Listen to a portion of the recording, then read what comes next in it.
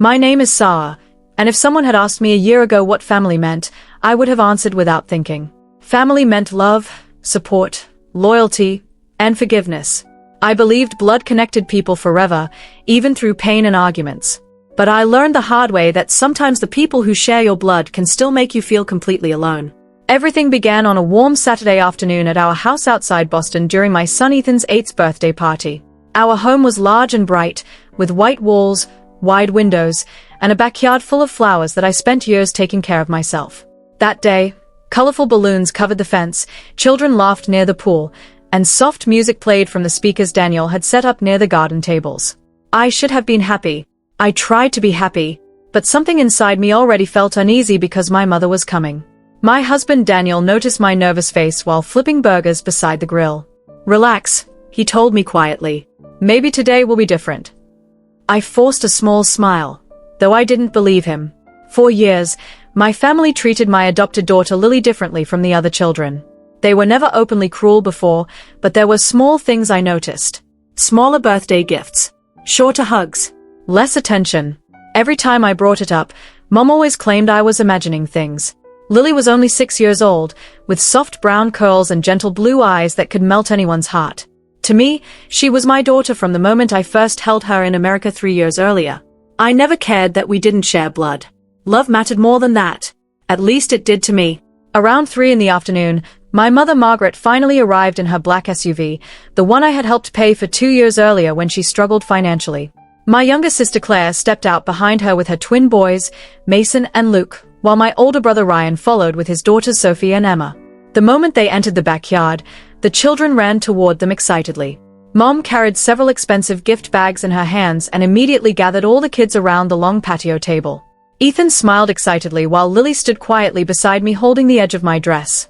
One by one, the gifts were opened. Claire's boys each received envelopes filled with hundreds of dollars. Ryan's daughters screamed with excitement after opening brand new iPads.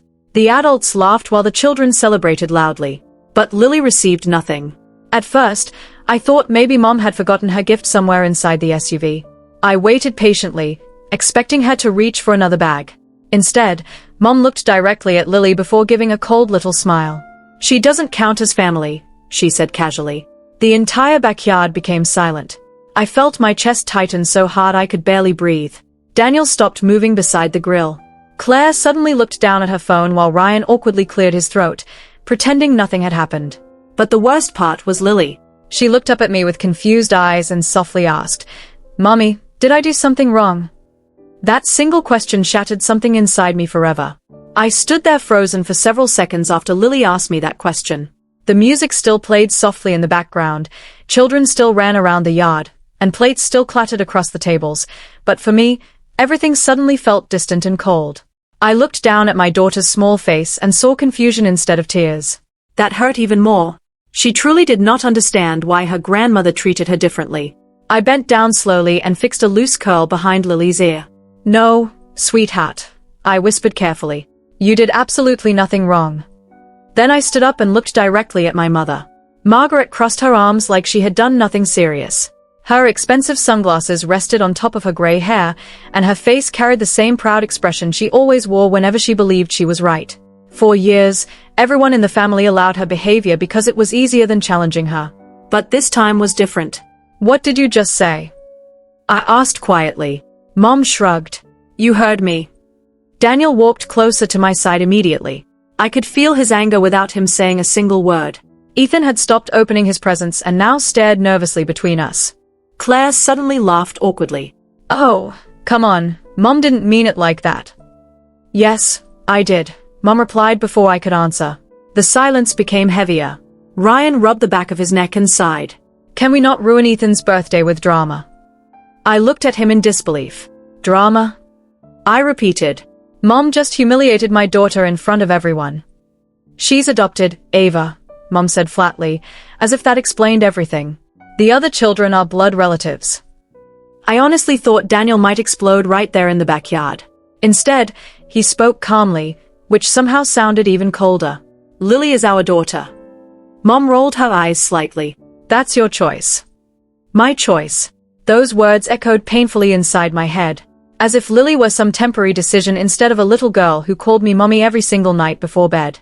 I looked around the yard, hoping anyone, would stand beside me. But Claire stayed silent. Ryan avoided eye contact. Even some relatives sitting nearby pretended not to hear anything. That was when I realized something terrible. Nobody planned to defend Lily except me. I reached for my daughter's hand immediately. "Come on, sweetheart," I said softly. Lily held onto me tightly while Daniel grabbed the car keys from the patio table. Ethan looked confused and upset. "Mom, are we leaving?" "Yes," I answered gently. "We are." "But my birthday." Daniel crouched beside him. "Buddy, we'll celebrate somewhere better tonight, okay?" Ethan glanced toward Lily and slowly nodded. Even at 8 years old, he understood more than most adults standing in that backyard. As we walked toward the front gate, Mom called after me. "You're overreacting." I stopped for 1 second without turning around. "No," I replied quietly. "I'm finally reacting the right amount." Then we left. The drive home through Boston was painfully silent. Rain began falling against the windows while Lily sat quietly in the back seat hugging her teddy bear. Ethan stared down at his unopened birthday cards beside him. Daniel kept both hands tight on the steering wheel. "I should have said more," he muttered finally. "No," I answered. "You already stood beside us. That mattered." But deep inside, my anger continued growing. Not only because of what Mom said, but because everyone else allowed it to happen. When we arrived home, I helped the kids change into comfortable clothes while Daniel ordered pizza and chocolate cake from Ethan's favorite restaurant downtown. We tried to save the evening for the children. Ethan eventually laughed again while playing video games upstairs, but Lily stayed unusually quiet. Later that night, after I tucked her into bed, she looked up at me with tired eyes. "Grandma doesn't love me, does she?" she whispered. The question nearly destroyed me. I sat beside her on the bed and pulled the blanket higher around her shoulders. "Listen to me carefully," I said softly. "There is absolutely nothing wrong with you. Some people have small hearts. Lily, that's their failure, not yours." "But why?" I swallowed hard before answering. "Because some people think family only means blood. But they are wrong." Lily leaned against me quietly. "You're my real mommy though." Tears filled my eyes immediately. "Yes," I whispered. "Always." After she fell asleep, I walked downstairs and found Daniel sitting alone in the kitchen with unpaid bills spread across the table. He looked up at me carefully because he knew that expression on my face. "You're thinking about it," he said. I nodded once. For years, I had financially supported almost everyone in my family. When Mom nearly lost her house, I paid the overdue mortgage without hesitation. When Claire divorced her husband in London, I secretly covered her rent for nearly 11 months. When Ryan's business failed in Chicago, I invested thousands of dollars to keep him afloat. Nobody else knew how much help I actually provided because I never wanted recognition. I did it because I believed families should help each other. But now I realized something painful. They accepted my money far more easily than they accepted my daughter. Daniel leaned back in his chair. "You don't owe them anything anymore." I slowly opened my laptop on the kitchen table. The first account I accessed belonged to Mom's SUV payments. Every month, money automatically transferred from my private account to cover the cost. I stared at the screen for several long seconds before canceling the payment completely. Then I moved to Claire's apartment support fund. Cancelled. Ryan's business emergency account. Cancelled. One after another. Click. Click. Click. The house remained completely silent except for the sound of rain outside the windows and my fingers moving across the keyboard. Daniel watched quietly without interrupting me. Around 2 in the morning, I finally closed the laptop and leaned back in my chair. My hands trembled slightly, but not from fear. From clarity. For the first time in years, I stopped protecting people who never protected us. Daniel walked behind me and rested his hands gently on my shoulders.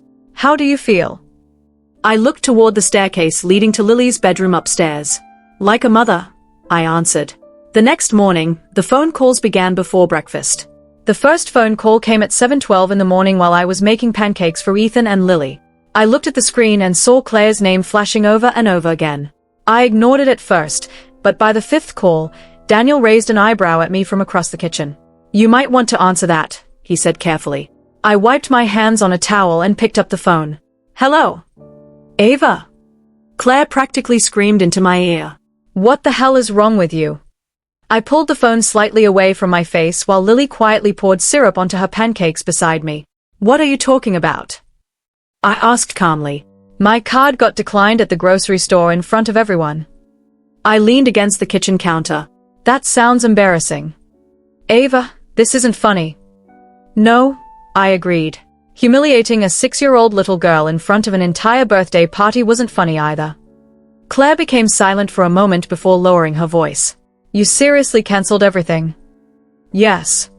You can't just cut people off overnight." I almost laughed at that. "Actually," I replied, "I can." Then I ended the call before she could continue. Daniel stared at me carefully after I set the phone down. "How many people are about to lose their minds today?" "Probably all of them." I wasn't wrong. Less than 20 minutes later, Ryan called while I drove Ethan and Lily to school in Boston. His voice sounded furious before I even said hello. "My business account is empty." "No," I corrected him while stopping at a red light. "Your business account no longer has my money in it." "You're being selfish." I tightened my grip on the steering wheel. "Selfish. You're punishing everyone over one stupid misunderstanding." I glanced at Lily through the rearview mirror. She sat quietly looking out the window, pretending not to listen. "It wasn't a misunderstanding," I said coldly. "Mom openly said my daughter wasn't family." Ryan sighed dramatically. "You know how Mom is." That sentence pushed me over the edge. "Yes," I snapped. "I do know how Mom is. The problem is that everyone keeps excusing her." Ryan's voice hardened. "Fine. But don't expect any of us to forget this." I laughed softly. "That makes 2 of us." After dropping the kids off at school, I drove home feeling emotionally exhausted already, and it wasn't even 10 in the morning yet. Rain clouds cover the city, making everything look gray and heavy. Somehow the weather matched my mood perfectly. When I pulled into the driveway, I immediately saw Mom's black SUV parked outside my house. Of course she came personally. Daniel opened the front door before I even reached it. "She's been waiting 20 minutes, he whispered. I walked into the living room and found Margaret sitting stiffly on the couch like she owned the house. The moment she saw me, she stood up immediately. "How dare you?" she shouted. I calmly placed my purse on the table. "Good morning to you too." "You cancelled my vehicle payments." "Yes. You embarrassed me at the dealership." I stared at her in disbelief. "You're worried about embarrassment." Mom crossed her arms tightly. "This entire family depends on each other." "No," I corrected her quietly. "This family depends on me." That sentence clearly hit harder than she expected because her expression changed instantly. For years, I never talked openly about the financial support I gave everyone. I handled bills quietly behind the scenes because I believed helping family should come from love, not pride. But standing there in my living room, I suddenly realized something painful. They had become comfortable using me. Mom shook her head angrily. "You're acting like a child." "No," I replied. "I'm acting like a mother." At that exact moment, Lily walked downstairs holding her stuffed rabbit. The second she saw my mother standing there yelling, she froze halfway down the staircase. Mom barely glanced at her. That tiny moment told me everything. There was no regret in her face. No guilt. Nothing. Just annoyance that consequences had finally arrived. Lily quietly walked over and stood beside me, wrapping both arms around my waist. Mom noticed but didn't soften. "She's turning you against your own family," she muttered. I looked down at Lily before answering. "She is my family." Mom scoffed loudly. "You chose strangers over blood." Something inside me finally snapped completely. I stepped forward slowly until we stood only a few feet apart. "Listen carefully," I said quietly. "The day Lily entered my life, she became my daughter in every possible way. If you cannot respect that, then you do not belong in this house." Mom stared at me with complete disbelief, as though she never imagined I would actually stand against her. "You would throw away your mother over this?" she asked. I shook my head slowly. "No," I answered. "You threw us away first." For several seconds, neither of us spoke. Then Mom grabbed her purse angrily and stormed toward the front door. Before leaving, she turned around one final time. "You'll regret this." But surprisingly, I didn't feel fear anymore. "I already regret giving all of you so many chances," I replied. Then she left. The front door slammed hard enough to shake the windows. Lily looked up at me nervously. "Is Grandma mad?" I knelt down beside her and gently touched her cheek. That's not your fault, sweetheart. Did I make everyone sad? My chest tightened painfully again. Children always blame themselves first. I hugged her tightly. No, baby. The adults made bad choices. Not you. Daniel walked over and rested a hand on my shoulder. Why don't we all go out tonight? He suggested softly. Somewhere fun. So that evening, we drove into downtown New York City for the weekend and took the kids to a huge indoor arcade Ethan loved. For the first time since the birthday party, Lily laughed freely again while racing Ethan across glowing dance machines and basketball games.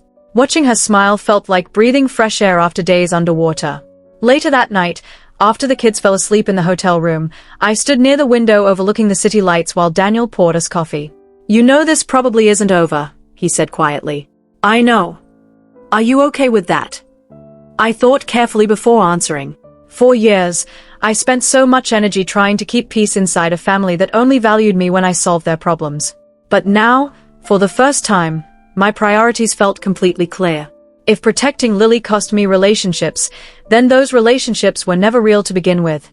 I looked out over the glowing streets below us and took a slow breath. They made their choice, I said softly.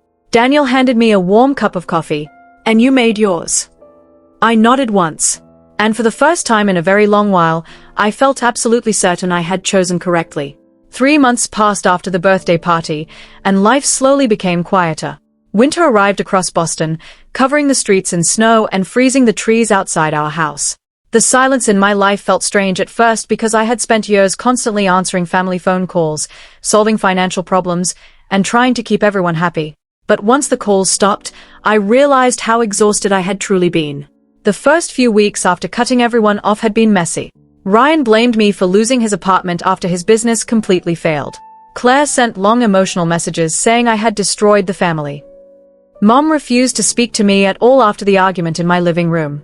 At first, part of me expected someone to apologize sincerely. I waited for one honest conversation where they would finally admit they had treated Lily unfairly. But that apology never came. Instead, they only talked about money. That hurt more than I wanted to admit. Still, inside our house, things slowly improved. Ethan seemed happier without constant family tension around him, and Lily became more confident every week. Before all of this happened, she used to ask me quietly whether Grandma liked her. Now she stopped asking completely. One snowy evening, I stood in the kitchen helping Lily decorate cookies while Daniel cooked dinner nearby. Christmas music played softly from the speakers, and Ethan sat at the dining table building a model airplane he begged me to buy 2 weeks earlier. Mummy, Lily asked while carefully placing icing on a cookie star, do you think snow feels lonely when it falls? I smiled at the strange question. Why would snow feel lonely? Because it falls by itself. Daniel laughed softly from the stove. That sounds like something your mother would say. I looked at Lily carefully. She had always been thoughtful in ways that surprised me. Even after everything my family did to her, she still had such a soft heart. I leaned closer and kissed the top of her head. Maybe snow isn't lonely, I told her. Maybe it's just looking for where it belongs. Lily smiled at that answer. At that moment, I realized something important. My daughter no longer looked afraid inside her own home. The tension she once felt around my family had disappeared. She laughed more freely now. She spoke more confidently. She even started raising her hand more often in school according to her teacher. Children notice love, but they also notice rejection. And now that rejection was gone. A few days later, right before Christmas, Claire unexpectedly called me again. This time her voice sounded very different. Softer. Tired. Ava, she said quietly, can we meet? Part of me wanted to refuse immediately, but another part of me still remembered the sister I once trusted. So the next afternoon, we met at a small cafe downtown near the frozen river. Claire looked exhausted when she arrived. Her expensive clothes were gone, replaced by a simple gray coat and old boots. She sat across from me quietly for several seconds before speaking. I should have defended Lily that day, she admitted finally. I stirred my coffee slowly without answering. Claire lowered her eyes. I kept replaying it in my head. The way she looked at you after Mom said those things. Her voice cracked slightly. I hated myself afterward. For the first time since all of this started, someone in my family sounded genuinely ashamed. I waited for you to say something, I told her honestly. I know. But you didn't. Claire nodded slowly. I was scared of Mom. We've all spent our whole lives scared of upsetting her. That part was true. Margaret controlled everyone through guilt, money, and emotional pressure for years. The difference was that I finally stopped allowing it. Claire looked back up at me carefully. I'm not asking for money, she said quickly. I know I don't deserve help. I just wanted to say sorry. I believed her, and somehow, that made me sadder than angry. I forgive you, I said quietly. But forgiveness doesn't fix trust overnight. Claire nodded again, accepting that answer without arguing. Before leaving, she hesitated near the cafe door. How's Lily? She asked softly. I smiled faintly. Happy. Claire looked relieved hearing that. Tell her I'm sorry too. After she left, I sat alone for several minutes watching snow fall outside the cafe window. Part of me felt lighter after hearing a real apology, but another part understood that not everyone would change so easily, especially Mom. Then, 2 days before Christmas morning, there was another knock at my front door. When I opened it, I barely recognized Margaret. She looked smaller somehow. Older. The confident woman who once controlled every room now stood silently on my porch wearing an old wool coat dusted with snow. For several seconds, neither of us spoke. Finally, she looked down and said quietly, I lost the house. I stayed silent. The bank took the SUV too, she added. I knew that already. Daniel had heard about it from relatives weeks earlier. Mom swallowed hard before speaking again. I never thought things would end like this. There was something strange about seeing her vulnerable for the first time in my life. As a child, I always viewed my mother as powerful and untouchable. Now she simply looked tired. Why are you here? I asked gently. Her eyes slowly met mine. Because I think I finally understand what I did. Behind me, I heard Lily laughing upstairs with Ethan. Mom heard it too. Her face softened slightly. She sounds happy, she whispered. She is. Mom nodded slowly before tears finally filled her eyes. I hurt her, she admitted quietly. Yes, she did. And she hurt me too. 4 years. I crossed my arms, protecting myself from old emotions trying to return. Do you understand now that Lily is my daughter? Mom closed her eyes briefly before answering. Yes, she whispered. I understand now. It was not a perfect apology. It did not erase the damage she caused. But for the first time, I heard honesty instead of pride. I stepped aside from the doorway. Come inside, I said softly. It's cold. Mom looked surprised. You're still letting me in after everything. I thought about that carefully before answering. I'm letting you in because my children deserve to see kindness, I replied. Not because your actions didn't matter. She nodded slowly and walked inside. That evening, we sat quietly near the fireplace while snow fell outside the windows. Ethan showed Grandma his airplane model. Lily cautiously shared her drawings. Daniel poured coffee for everyone without tension filling the room for once. And while I watched my children laughing together beside the Christmas tree, I finally understood something clearly. Real family is not built through blood alone. It is built through love, protection, respect, and the people willing to stand beside you when it matters most. And no matter who failed my daughter before, I would never fail her again.